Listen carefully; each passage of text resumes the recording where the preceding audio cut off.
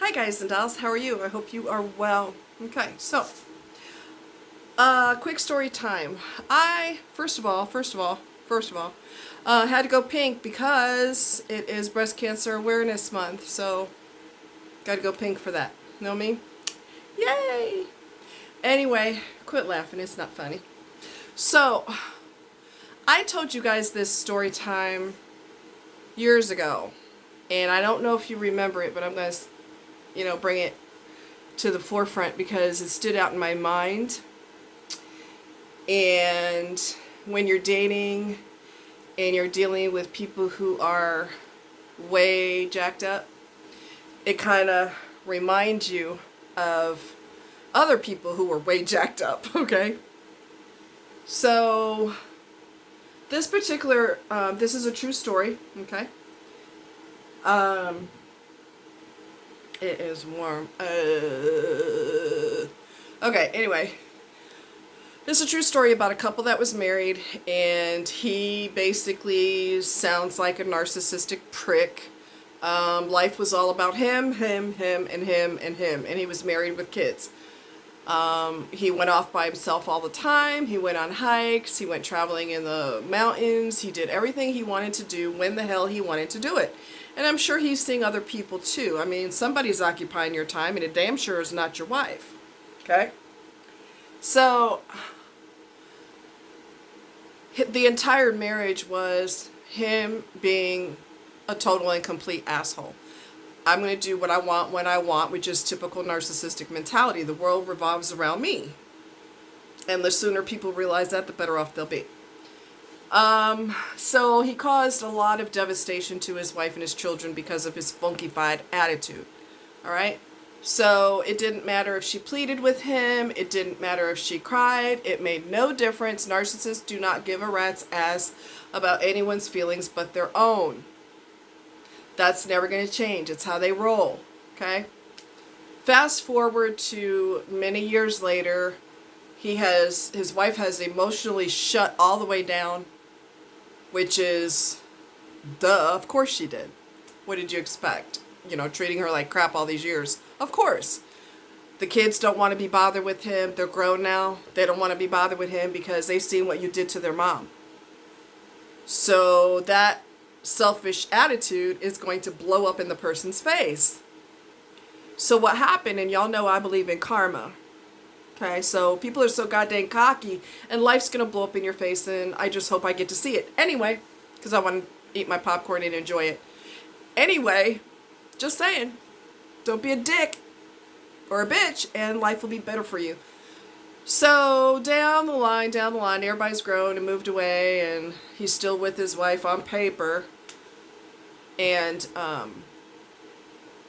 he developed terminal cancer, brain cancer.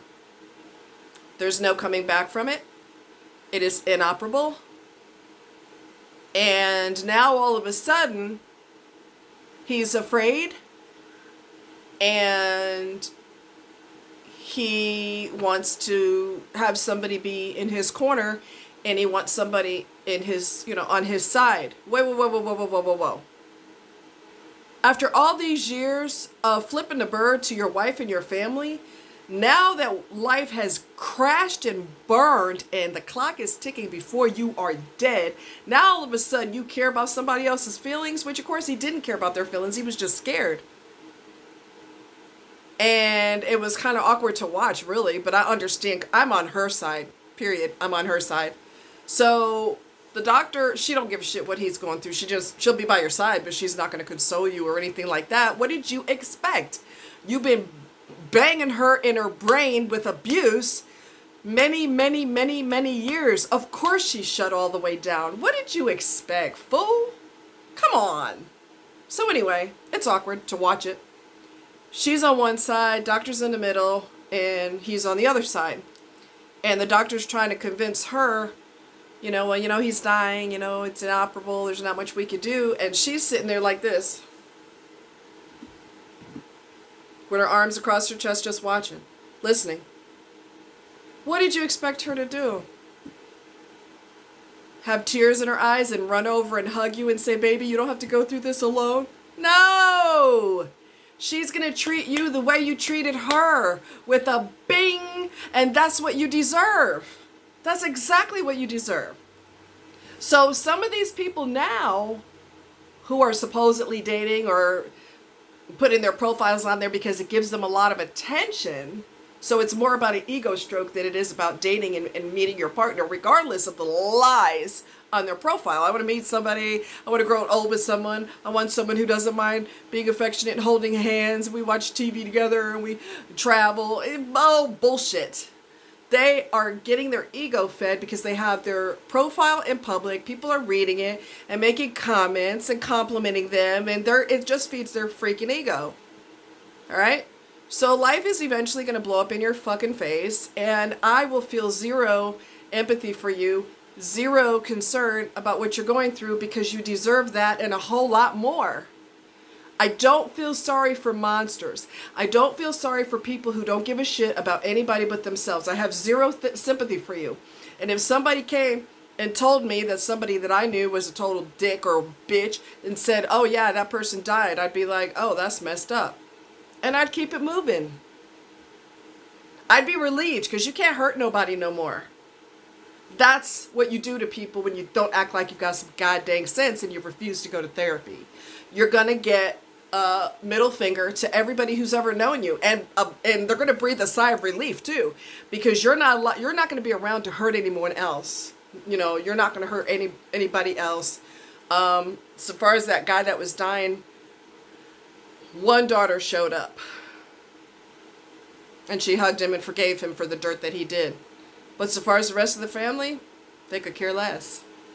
This is what happens when you're a selfish asshole and you refuse to get therapy and you don't give a shit what your family thinks and you don't give a shit what anybody else thinks. You can't control. You're a control freak, okay? One thing you can't control and you won't control is your health.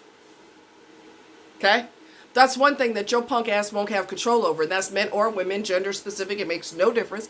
You won't control your health. And if you get cancer and you're dying, don't expect nobody to feel sorry for you. Don't expect nobody to be by your side. All of a sudden you're scared because you're dying. Too bad. Deal with it. Wait, hold. Let me get my violin. Hold on. All right, now go ahead. Sing your song. That's what you're going to get from me. I don't feel sorry for you. You hurt people your whole life. You didn't give a rat's ass. Now all of a sudden, death is knocking on your door. And now all of a sudden, oh my God, I want to die with a clean slate. I want to apologize to everybody. It's still about you, even until the very end, right? Because you're not asking for forgiveness because you feel bad for what you've done, unless you realize for the first time in your life that you were an asshole and you care because you finally developed a conscience. Or the person is scared because they're about to leave this earth and they don't want to leave without cleaning the slate. They want to wipe the chalkboard of all the dirt they've done so that they can have a peaceful death. So even for some people, to the very end, it's still about them. Oh well, screw you. Nobody's going to feel sorry for you. That's just the way it goes. Love you guys. Talk to you later.